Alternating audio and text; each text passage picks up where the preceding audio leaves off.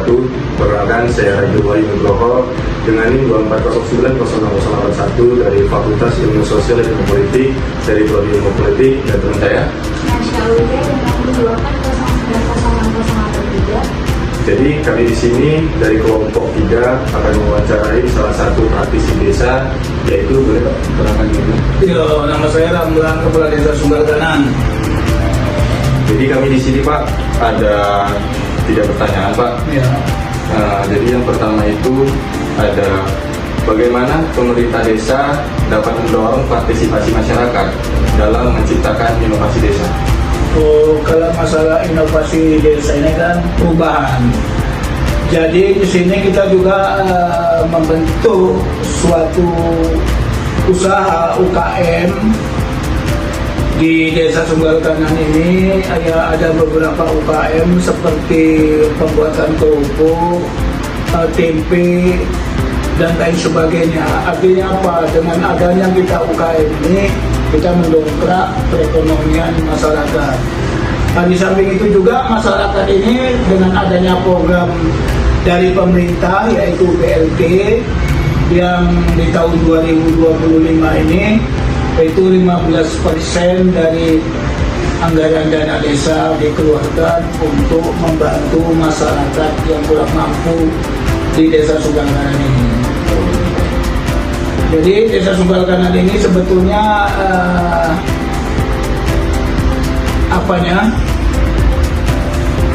istilahnya bergerak di bidang pertanian, karena kita di sini hampir 80% itu warganya bertani. Kalau yang lain ya pegawai, tentara, polisi, dan lain sebagainya. Berarti selanjutnya ada pertanyaan kedua, yaitu bagaimana kebijakan pemerintah pusat atau daerah mendukung program inovasi desa ini? Kalau pemerintah pusat ya sebetulnya mereka itu sudah berupaya dengan adanya dibentuknya koperasi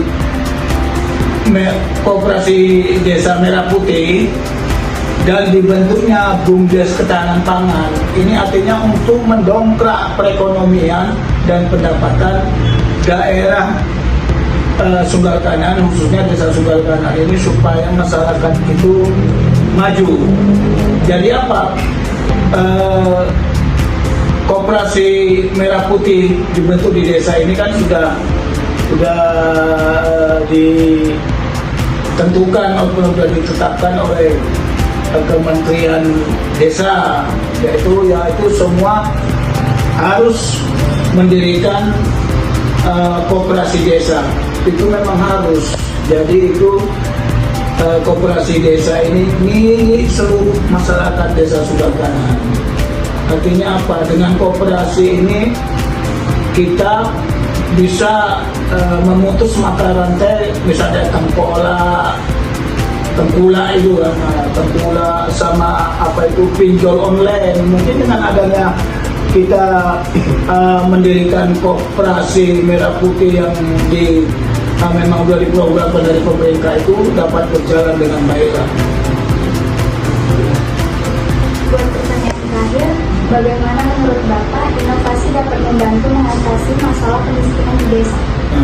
Kalau masalah inovasi pemerintah desa itu membantu kemiskinan di desa, itu kita ya, kalau masyarakat, kalau kita tanya siapa yang miskin, semua ngaku miskin.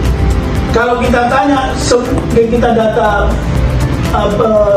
warga yang kaya, nggak ada yang mau.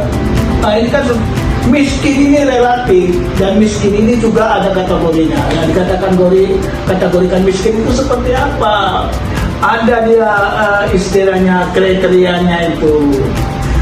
Jadi miskin kan memang dia orang yang mampu. Juga begitu dengan BLT ini, kita bukan kita mengasih kepada masyarakat. Itu memang harus dia itu terdaftar di TKS, yaitu ya di TKS. Jadi memang yang terdaftar di TKS itulah yang nantinya kita berikan. Itu pun kita seleksi dulu keberadaan mereka ini, apapun keadaan mereka ini, betul-betul miskin ekstrem atau tidak. Jadi bayangkan dengan adanya 15% ini, itu dibagi 5 dusun. 5 dusun itu sekitar 30-an lah, 37 atau 36 per desa. Baik Bapak, terima kasih atas jawabannya yang sangat memberikan inovasi kepada kami sehingga kami tahu apa jawaban dari Bapak selaku praktisi di desa ini, tepatnya Kepala Desa Sunggangan. Mohon maaf juga kalau kami ada lebih atau kurangnya, itu mohon maaf. Kami dari kelompok 3 mengucapkan terima kasih. Assalamualaikum warahmatullahi wabarakatuh. Perkenalkan, nama saya Cutera Febriani dengan NIM 24090679 dari Prodi Ilmu Politik Universitas Sumatera Utara. Di sini saya akan mewawancarain kepada Bapak siapa? Kepala Dusun, nama saya Alfian. Kepada Bapak Alfian, saya ada beberapa pertanyaan. Yang pertama, apa saja inovasi yang telah dilakukan di desa Anda untuk meningkatkan kesejahteraan masyarakat? Kalau inovasi untuk kesejahteraan masyarakat itu sih, kalau terutama di desa ini ya, kemungkinan terutama dalam bidang kesehatan. Dalam bidang kesehatan itu maksudnya ya program kayak pencegahan stunting, udah gitu kayak posyandu lansia, posyandu balita. Nah itu rutin kita adakan setiap sebulan itu minimal 2 kali. Nah itu aja sih mungkin inovasi untuk kesejahteraan untuk masyarakat. Bagaimana cara desa Anda mendapatkan ide atau inspirasi untuk melakukan inovasi?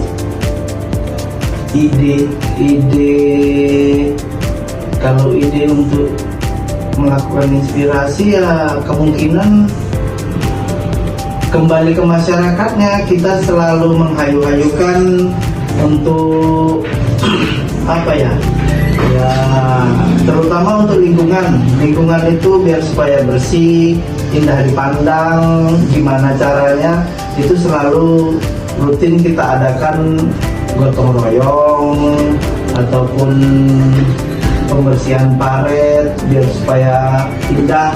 Ya ditanamin pinggiran apa itu trotoar paret itu jalan, jadi tanamin bunga ataupun apa yang lebih apanya sekarang ini menjaga kebersihan lingkungan. Terutama di dusun saya ini ada beberapa titik itu tempat pembuangan sampah. Nah itu kan nggak enak itu dilihat. Tempat pembuangan sampah ini ulah-ulah manusia istilahnya yang kurang kesadaran dirinya itu. Dia membuang sampah sembarangan di situ, jadi bertumpuk lah dia di situ. Nah, jadi selama ini untuk mencegahnya ya rutinlah kami itu untuk mempatroli itu, bekerja sama dengan masyarakat sekitar untuk menjaga biar supaya jangan sampai ada yang buang sampah di situ. Toh gitu juga ada juga yang buang malam. Nah itu terpaksa lah kinerja kita lah yang harus membersihkannya biar supaya besoknya itu jangan ditambah lagi. Nah itulah kalau untuk ibu-ibu PKK-nya ya sehabis dibersihkan itu, nah barulah mereka menanam pohon, menanam istilahnya buat taman-taman PKK untuk apalah biar supaya jangan dibuang sampah, itulah intinya.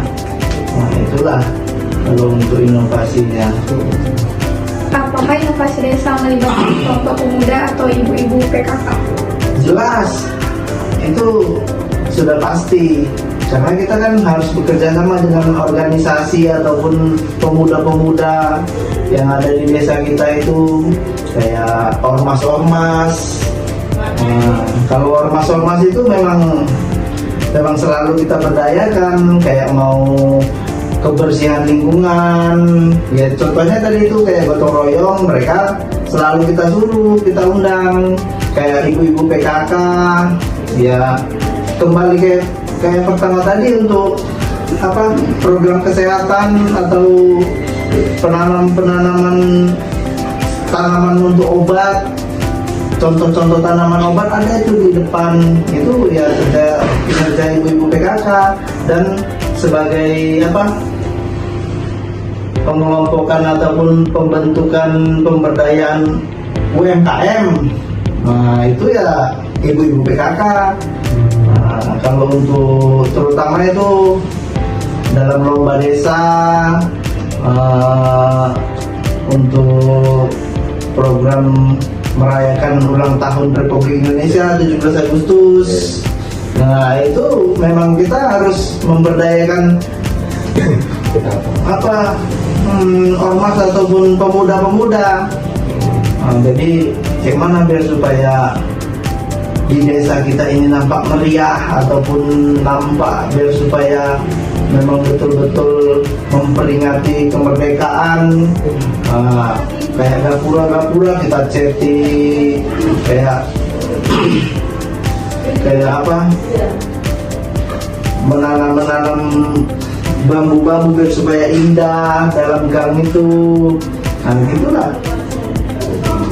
ya, mungkin itulah keterkaitan mereka itu dalam untuk biar supaya nampak desa kita itu nampak berseri ataupun indah. Gitulah. Sekian dari pertanyaan saya kepada Bapak, berterima kasih. Semoga yang Bapak sampaikan bermanfaat buat kita semua di sini. Assalamualaikum warahmatullahi wabarakatuh. Perkenalkan Kak, nama saya Wajara Fadila Aini dengan NIM 2401003 dari Kelompok. Apakah saya bisa Kak mewawancarai Kakak tentang administrasi desa? Boleh. Langsung saja ya Kak pertanyaannya. Jadi saya ingin bertanya Kak, apakah konsep inovasi desa ini dalam praktiknya benar-benar berasal dari kebutuhan masyarakat Kak? Atau justru hanya lebih banyak didorong oleh agenda eksternal seperti pemerintah, swasta, ataupun honor? Oke, langsung aja saya jawab ya. Terima kasih atas kesempatannya. Mungkin kalau ditanya inovasi desa ini udah bottom up atau top down sih, gitu ya, dari masyarakat sendiri atau memang dipaksa nih oleh pemerintah. Kalau kita lihat banyak yang desa-desa berinovasi dengan sesuai dengan kebutuhan kapasitas yang ditanya, gitu ya. Maksudnya mereka benar-benar memperlakukan inovasi tersebut karena desanya butuh. Tapi kalau kita lihat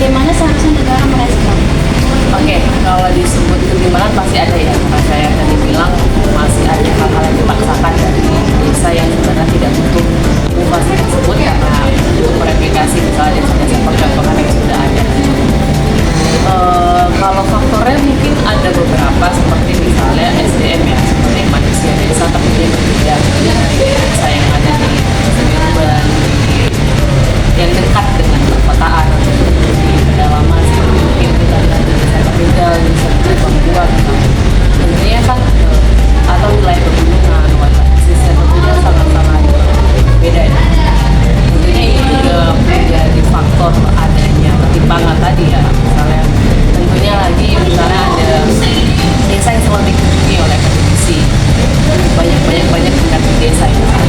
Tapi ada desa yang sama sekali tidak tersentuh tadi beda-bedanya, beda transportasinya harus naik kapal segala macam untuk menjangkau desa tersebut. Tentunya akses informasinya kan juga berbeda dari mereka yang dari desa satu ke desa lain. Ada desa yang ada desa dulu ada akses informasi yang dapat ada akses informasi yang tidak dapat dan pengetahuan perangkat desanya. Jadi dan keberadaan tadi akademisi ataupun mahasiswa yang KKN kan tidak semua menjangkau desa-desa gitu ya. Mungkin itu mengapa inovasinya masih belum merata dan bukan merata bahkan timpang bahkan. Nah, ini ada pertanyaan terakhir nih Kak. Apakah regulasi yang ada seperti undang-undang desa cukup fleksibel ini untuk mendorong inovasi organik dari bawah atau justru hanya membatasi ruang dari desa Kak? Kalau membatasi sebenarnya mungkin tidak ya, karena undang-undang nomor 14 nomor 6 tahun 2014 sudah saya rasa sudah cukup mengatur, tapi itu saja. Maksudnya hanya di atas kertas seperti itu. Tapi ada desa-desa boleh berinovasi sebagai fasilitasnya, tapi kan ada program yang ditawarkan tidak sejalan dengan peraturannya.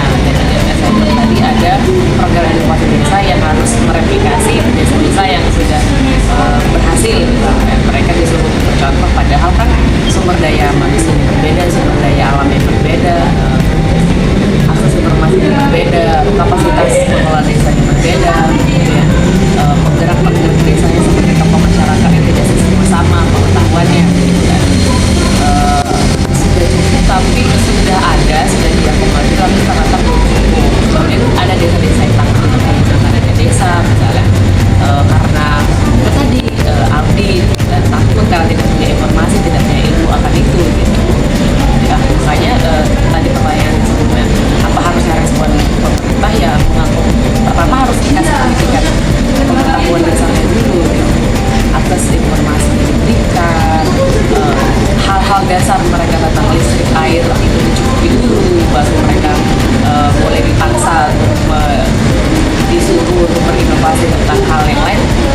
Dan tapi dasar-dasar mereka itu harusnya pemerintah melihat diri dulu bahwa tidak semua desa bisa berinovasi, sementara untuk air bisa sangat kesulitan untuk transportasi